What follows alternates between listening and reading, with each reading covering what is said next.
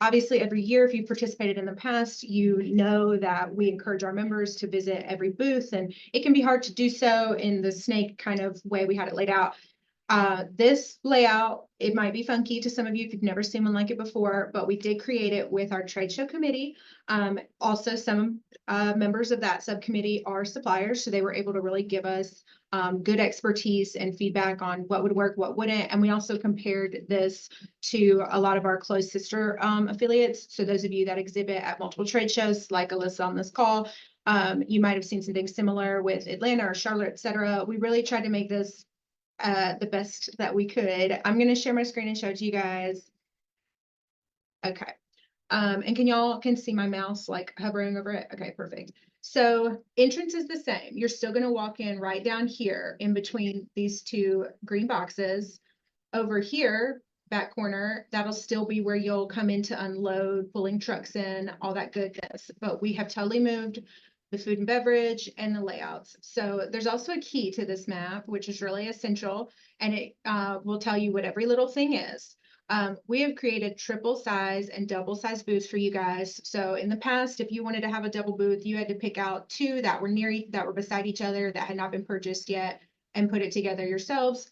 No longer will that be necessary. However, that does mean we also will not allow purchasing of multiple single booths for that reason. So if you know that you want to exhibit a double booth, you need to get one of these orange booths. These are 20 by 10.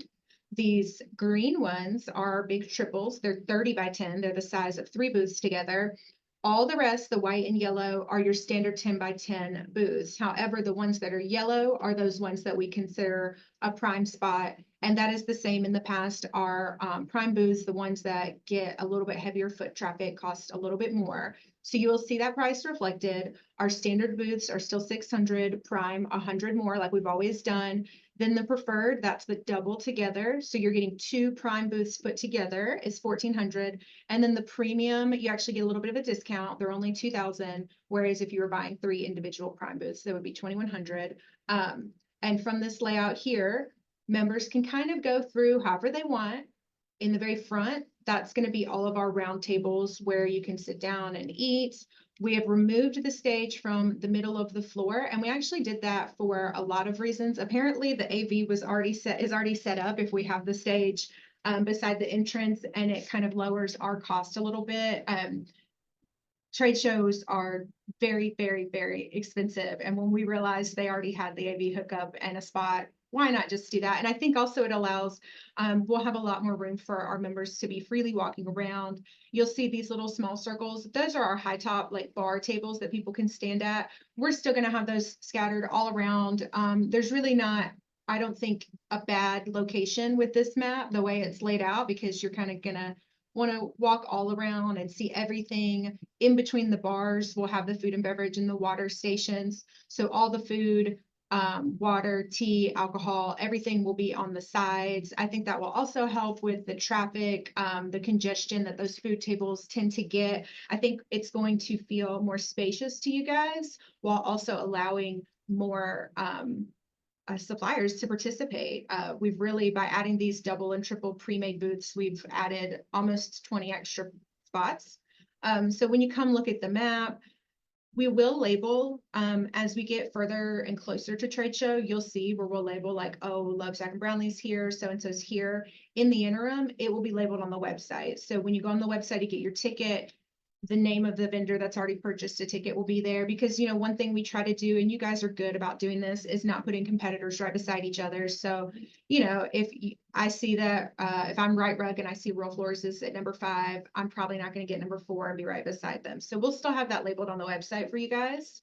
And we also want to talk about new sponsorship opportunities. There's a lot of ways to kind of have your name out there beyond your booth. We'll still do a food station, beverage, bars. We'll have the lanyards. That was new that we introduced last year. So all the lanyards that everyone's trade show name tag comes with, we'll have somebody's name on there. We'll also do our usual bag sponsorship. That's the only bag allowed inside trade show.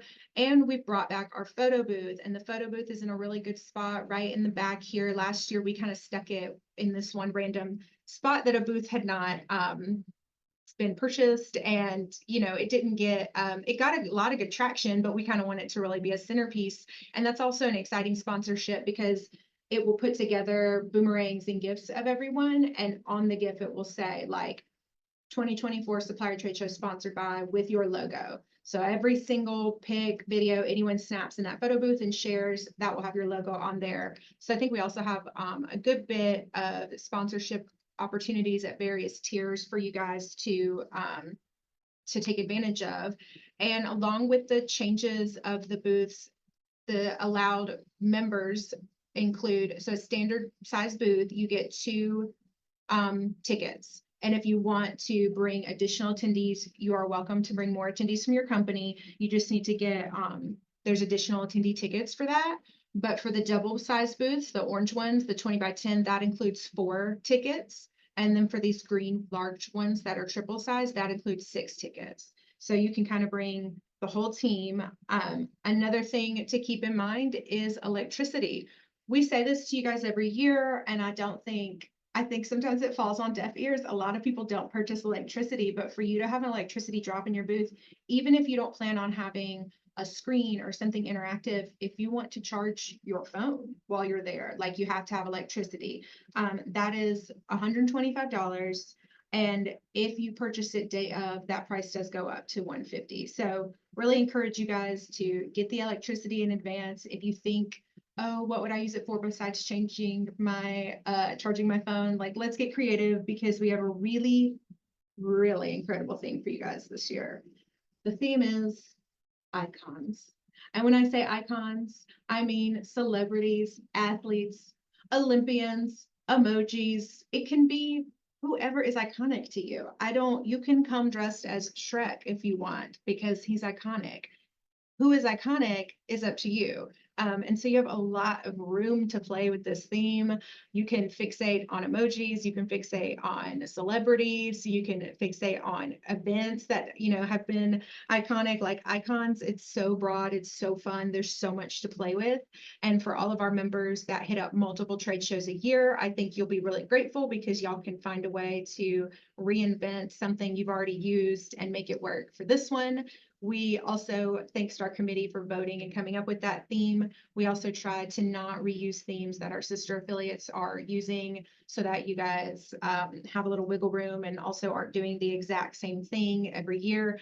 I am just geeked on this theme, if you can't tell, and I think the decor is going to be next level. And as you know, we give away prizes for best use of theme, and so I think you guys need to go bigger and better than ever, because there's a lot to do with this theme. My last little note that I want to get out there before we move on to like our next topic is, you got to pay your bills to do trade shows. Sorry. So say you just sign up for trade shows, say you get a double booth and electricity, and you also get 2 extra attendees. That already, you've racked up like a $2,000 bill with us. So unfortunately, it's really not our rule. It's set up within our registration system in QuickBooks. But if people get an outstanding, if any of our members have a very high outstanding balance, it won't let you purchase other things. So if you wanted to sign up for other events and education, you wouldn't be able to do so with a really high balance. So we do require that the outstanding balances are paid within 2 weeks of the event. However, you can go ahead when you register for being invoiced. By the time you guys watch this, it should be open to general membership. Right now, our diamonds have already had a chance to shop. Our platinums are shopping, and it'll be open to you guys really soon. So just keep in mind, check your outstanding balance with us. Make sure if y'all have a system where you have to submit to this person and that person to get things paid, that it gets paid up, because we want everybody to be able to participate in trade show. This map is hyperlinked on our main page for trade show events. You can click and look at it and get an idea of where you see yourself.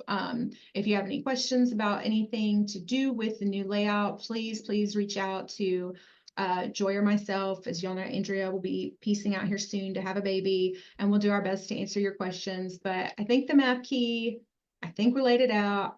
I think I've answered any possible questions. Do y'all have any questions about the map that you think I'm not thinking of? No, I'm good. We can move on to the next part. which would be the run of USA's trade show. So pretty much like the timeline of what that day looks like for a supplier partner. So Courtney, if you want to provide them kind of a short agenda on what to expect, and then of course, actual specific times will be sent out to supplier partners, but just so they can prep and get ready. Yeah, so for the sake of everyone to keep it not totally chaotic, we do stagger everyone's setup times every 15 and 30 minutes. We are going to start assigning those. I know in the past we offered Trade Show 101, which is basically what you're watching right now. And in the past, we would do assigned setup times based on your attendance. But again, awesome that our membership is growing and getting bigger and better than ever. And so going back old school, I'm going to assign setup times based on registration. So that means my diamond partner that registered first will get their first sign-in time. Platinums and then general membership, you'll get your time assigned based on when you join. So if you don't buy your trade show tickets until a week before, you're probably going to get the last setup time. However, we will start at 12 p.m. and all the times will be given through 4 p.m. I will not be assigning setup times after 4 p.m., but you do have a good bit of leeway there because the doors don't open until 5:30. And at 5:30, that's the VIP reception. That's when we invite our regionals and our upper management, and they get a 30-minute kind of sneak peek of the trade show. It gives you guys time to talk to them when it's a little quieter and there's not as many people around. So even though you have till 5:30, the goal is to have you guys set up by 4. About 2 weeks out, you'll get an email saying, congratulations, or excuse me, 5 o'clock is when the VIP reception starts. So please be set up by 4, but if you're not, you have an hour. 5 to 5:30 is the VIP reception. For your setup times, you'll get an email at least 2 weeks in advance saying, hey, your setup time is, 2:15, try to be here in and out. You're allowed to pull a vehicle into the space. You've in the past in the back trucks, and so like any kind of car can pull in to unload. Keep in mind that's like a 15-minute window. You cannot leave your vehicles there. There will still be plenty of room for that, but it'll be a little bit less because as you could see from that map, we're taking advantage of a lot of this unused space that we weren't using before. So you can pull a car in, unload real quick, and then go park in one of the parking lots. And you're welcome to, once you're there, you can stay as long as you want, you can leave, you can come back, but we do ask you guys to be respectful of your setup times. If you get at 2 o'clock and you absolutely know there's no way you can get there until 3, just let us know and we'll give someone else that 2 o'clock spot. I would rather switch your spot than you wait and come an hour later when I have 15 people unloading at that exact time. So, communication is the name of the game. We're flexible. If you get a time that you just can't make work, let us know. But 12 to 4, like quarterly, there'll be people coming in and we want to make sure that there's room for everyone. We'll do a hard start at 5:30 for general membership. They'll have the rest of the evening to peruse, get food, get drinks, visit all the booths. And if this is your first time exhibiting with us, we do giveaways. Every single booth does a giveaway. Andrea, what's the giveaway value that we aim for? Typically we see around no less than $50 value per booth, but we've seen Yetis given out, but try to keep it $50 or more for those giveaways. So you guys bring something, whether that's a gift card or a gift basket you put together, something like that. And then when our members are coming by and visiting your booth, get their business cards so they can enter the giveaway. We will do at 8 p.m. we'll start doing door prizes at the stage. We do giveaways from USAA that we'll call out. And ideally, trade show is over and done by 9 p.m. But the one thing that we do really ask earnestly is you guys do not break down early. Sometimes people go ahead and they do their giveaway and they think, I don't have anything else to be here for, and they start packing their stuff up. There is a charge that comes with that. And it's also just respect out of everyone there, everyone's time.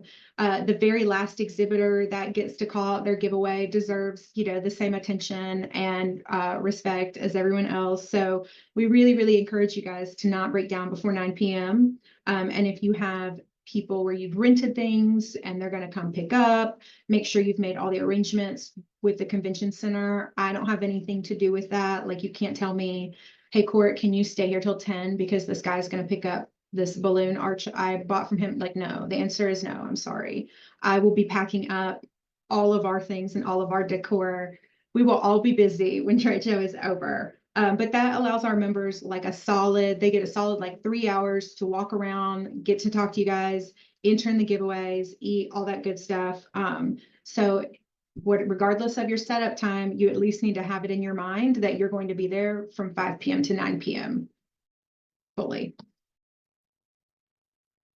Right. So you talked about the giveaways that attendees can win, but let's talk about what our suppliers can win for using their theme. If you want to kind of talk about, we have 4 different prizes that they can win while there. You want to talk about that? Yeah.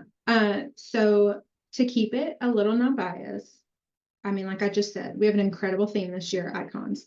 We handpick some sneaky sneaks to come to the trade show and judge. And when I say sneaky sneaks, I mean they don't personally know anyone there. They are all professional people. They all have, big, nice jobs, but they don't work multifamily and you won't know who they are. And it varies every year who and how many we send, but we always try to get several. We want to have more than one opinion. And we don't want you guys to know where we find them or how we find them.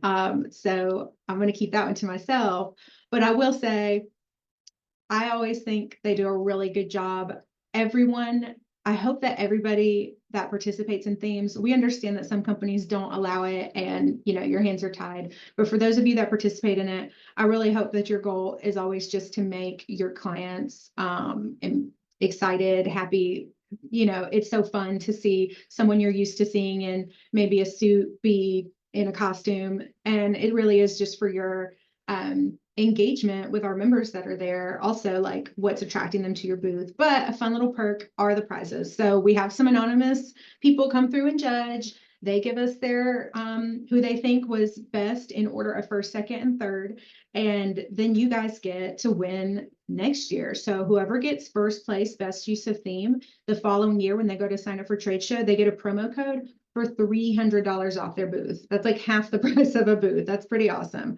Our second place best use of theme gets $200 off their booth that they purchase next year. And then third place gets $100 off their booth. We also do a best interactive booth. So, when people come up, the goal is not for them to hand you a card to stamp and for you guys to just say bye. Like the goal is for you guys to interact and talk with them. Obviously, this is potential business or this is retention of business. So, the longer they're at your booth, the better. They're going to always remember the guy that had the basketball contest. They're going to remember, the people that were dressed like dinosaurs, that kind of fun stuff. Have fun with it. If you yourself have ever been an attendee of a trade show, I just walked the NAA trade show in June, and it is so easy to just walk by those booths that are just standing there. There's nothing going on. But then you have those ones where the guy's holding a bubble gun and he's shooting bubbles at you, and you're just like, I think I need to go spend time with this person. That's what we're encouraging you guys to do. So there's also a prize for best interactive booth. And that's going to be based on, how you're engaging with the attendees, how much fun people are having at your booth. And that is $200 off that you get a promo code just for you to use next year. The winners of that booth are so all over the place, but it definitely comes down to, your interaction, because that's the one thing our judges, they might not come up and play your little game, but they're going to watch you doing it with the other members. And it really just makes for a lot of fun. So really encourage you guys to kind of get creative with that. We love seeing the way our members get so creative for trade show. Actually, like on our call with us, Alyssa, LMB, they were one of the winners of Best Use of Theme last year. And it wasn't even anything crazy or over the top. It fit the bill, like you don't have to go bananas, but get creative. I love it. And I'm going to pass it over to Alyssa here in a second, but just going through kind of hitting the marks again, based on what Courtney just went through, a couple do's and don'ts that based on what she said, most notable don't show up outside your setup time unless Courtney confirms that you can have a different time. So once you get that directive of all things trade show, just check that time. If it doesn't work for you, reach out to Court and we'll change it up for you. Make sure that you're getting the proper time that fits within your schedule. Don't break down early. We're going to respect everyone that's there and respect everyone's time. And so that's a big don't. Do unpack your car fully and exit the facility immediately because it can get very congested in there. And so just when you have 70 plus exhibitors coming through in a 4-hour gap, it does make for, sorry, excuse me, hold on. Congestion if people aren't exiting right away. Do read the entire directive and then reach out if you have any questions because the answers are probably in there for you. But if you need clarification, definitely let us know. And then a big one is on the map. If Courtney wants to pull it up again, we can kind of show you where the exhibitors are going to check in at.